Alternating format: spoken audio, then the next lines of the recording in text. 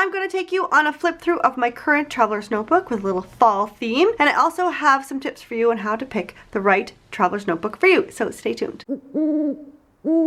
Hello and welcome back to my channel. Today I'm going to take you on a flip through of my current traveler's notebook setup, and I'm going to show you my favorite TNs that either are in use for other purposes or are just my favorites and I rotate them out with other traveler's notebooks. Okay, so let's hop right in and have a look at this one. This I made last year, so I will link you up at the end of this video so you can go and check that out. If not, it'll be in the description below as well. This traveler's notebook is new to me. I got it made by someone who doesn't actually make traveler's notebooks, but she was willing to do custom order for me. But since she didn't, she had red elastic that kind of came on the back as well. Next week I'm going to show you my process of changing the elastics as well as the process for setting up this planner. But for now, we're going to look inside, so let's have a peek.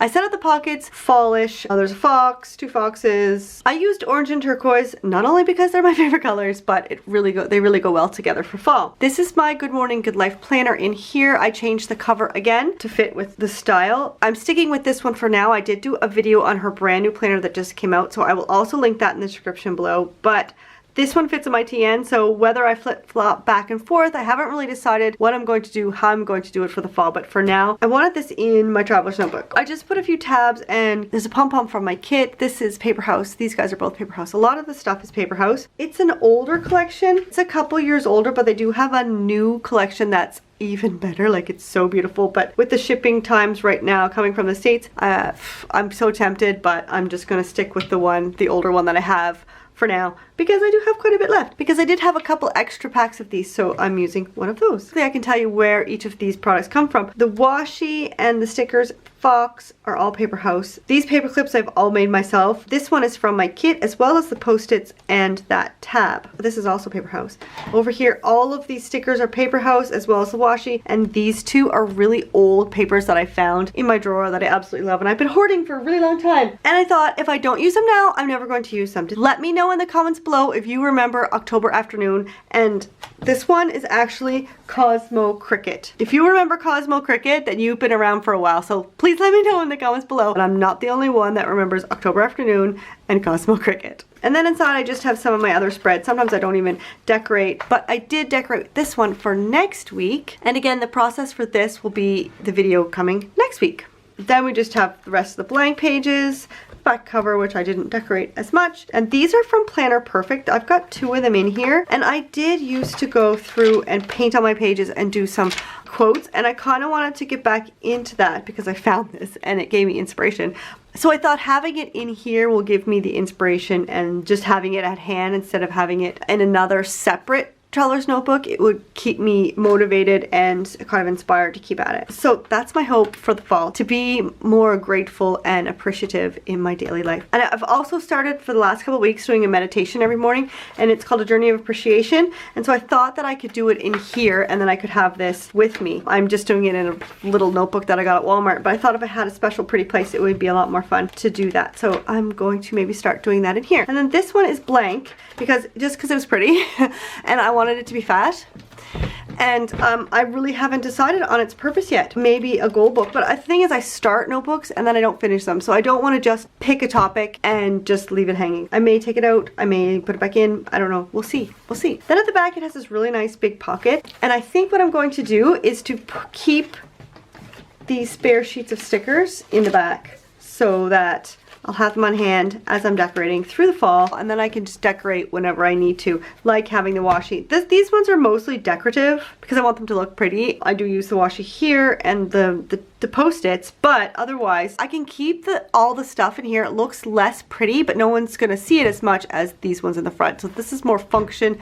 This is more decorative. Like I said, I just set this up, so there isn't a lot in here yet. And if you have any suggestions of what I could use this notebook for, let me know in the comments below. I actually do have a video of 20 different ideas for a traveler's notebook insert, and I will link that up in the description below. All right, let's have a look at all the things that I like about this traveler's notebook and give you some ideas of what you could be looking for when you're looking to buy a traveler's notebook. So Do you decorate the inside cover or not? I got this one custom made at a really reasonable price. She's a leather worker. I'll put her shop in the description below. But since it was custom made, I could choose my pockets. A lot of shops will let you choose which pockets you want in the front and the back. Oftentimes the pockets are add-ons. This one has 4 different card slits, and I asked her to make them the width of a card instead of the height of a card so that I could decorate them and have lots of things to put in them. So maybe you don't decorate, maybe you want this pocket free. This one, I like to have it in the front, but all I ever do is just stick like a piece of paper. So honestly, these pockets are like 95, if not 100% decorative for me. I just like opening up my planner and seeing something really pretty, puts a smile on my face, and makes me extremely happy. Whereas, like I said before, this pocket is more functional, so I wanted just a big pocket I could shove stuff in and not have it have to be pretty. I could just put things in there, have them ready when I need them, but not have to make sure that it looks pretty. So this one's called a Secretarial Pocket. These ones are card pockets. There's also different ones that go different ways. I'm just going to show you in this one that the pockets can also go the other way. So this one has a big pocket in the back and 2 little card pockets. One card going this way and one card going that way. And then another, again, a secretarial in the back. I like having those ones in the back.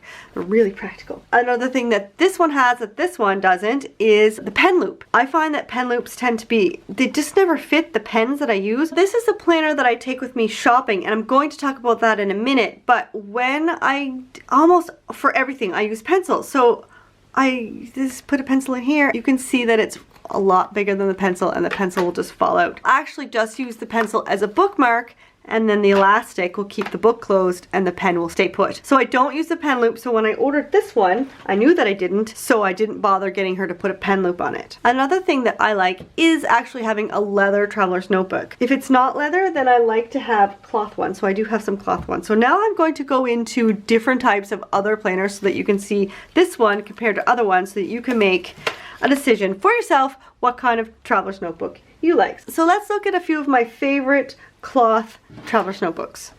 So this one I've actually never really used. I had it in my collection, but it's just a little cutesy, but I brought it out because it's got foxes on it and it's fall. So right now it's just holding old inserts, but it's sort of more decorative on my shelf right now because it looks pretty for fall. And then it's got this really nice orange, is that houndstooth check on the inside. If you're looking on Etsy, I would look for the pattern that you like. Some of them, this one, see how it's frayed at the top? You can get them frayed like this one. I actually really like the look of it frayed. It's really fun, but then you can also get it stitched closed. So make sure you're looking for what kind of stitching you want, the pattern you want, but then also check the reviews, the quality of the stitching, the quality of the, like this one's, these are stiff. You don't want one that's too floppy. So look at the reviews and then choose your Etsy seller that way. And then you can get the design that you like. This one is my Outlander. Oh, I love it. Love it. This one is a favorite, tied with my River Song. I love these two. I love that they're A5. They're completely different beasts though, because this one is leather and this one is cloth. So I'm going to get back to this one in just a second. Everything is stitched in, nothing's fraying, and it also has an extra bit